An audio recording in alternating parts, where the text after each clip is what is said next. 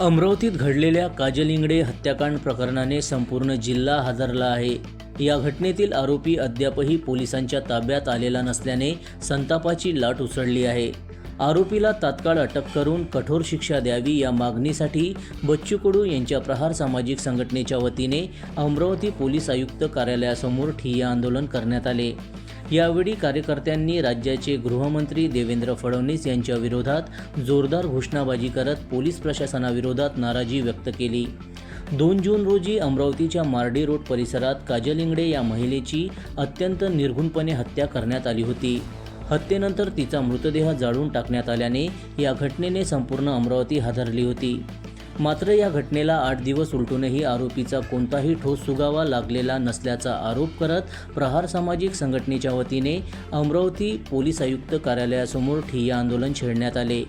यावेळी आंदोलनकर्त्यांनी आरोपीला तात्काळ अटक करून कठोर कारवाई करण्याची मागणी केली। तसेच तपासात गती आणून पीडितेला न्याय मिळवून देण्याची मागणीही करण्यात आली।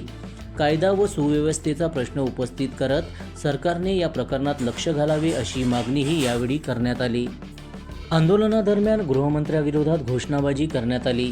कायदा व सुव्यवस्थेचा प्रश्न उपस्थित करत सरकारने या प्रकरणात लक्ष घालावे अशी मागणीही करण्यात आली।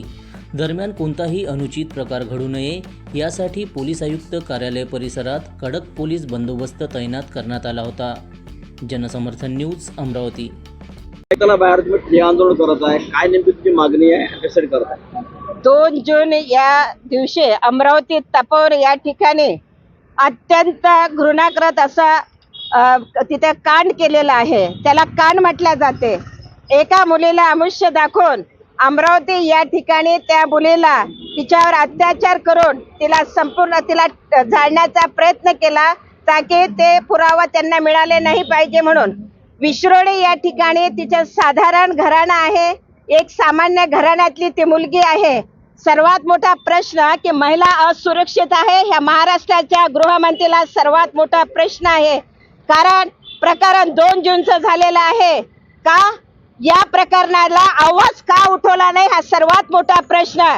जर गरीबाची मुलगी जर असेल तर त्या मुलीला न्याय लवकरात लवकर मिळावा। इतक्या प्रकारे नीच कृतीचं प्रकरण केलं आणि अजूनही त्याची यंत्रणा पूर्णपणे पार पाडलेली नाही आहे। आम्ही आज या तपत्या उन्हामध्ये आमचे वरिष्ठ पदाधिकारी बंटी भाऊ आहे, छोटू भाऊ आहे, संपूर्ण पदाधिकारी आहे आणि मी आज या व्हिडिओच्या माध्यमातून एकच सांगते, किती प्रकरण होत आहे, का बरं गृहमंत्र्याला जाग येत नाही आहे? तुम्ही सांगता महाराष्ट्र सुरक्षित आहे आणि या सर्व गोष्टी वारंवार होत आहे।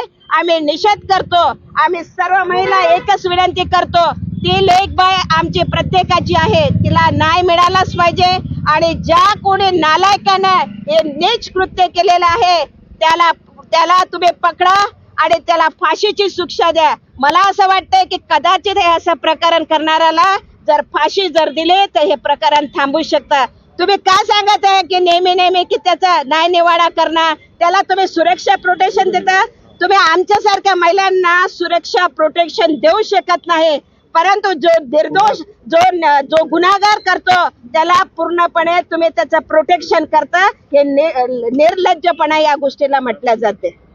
कोण यात दोषी आहे? आमची एक रास्त मागणी आहे की या महाराष्ट्रात ज्या महिलांवर अत्याचार होत आहे, अत्याचाराचे प्रकार वाढलेले आहे। मागं 2 जून रोजी अमरावतीत स्वर्गीय काजल इंगडे हिची एक निर्घृण हत्या झालेली आहे आणि त्या निर्घृण हत्येच्या मागं कोण यंत्रणा आहे, कोणी ते असं नीच कृत्य केलं, त्या नराधमांना, त्या आरोपींना अटक केली पाहिजे।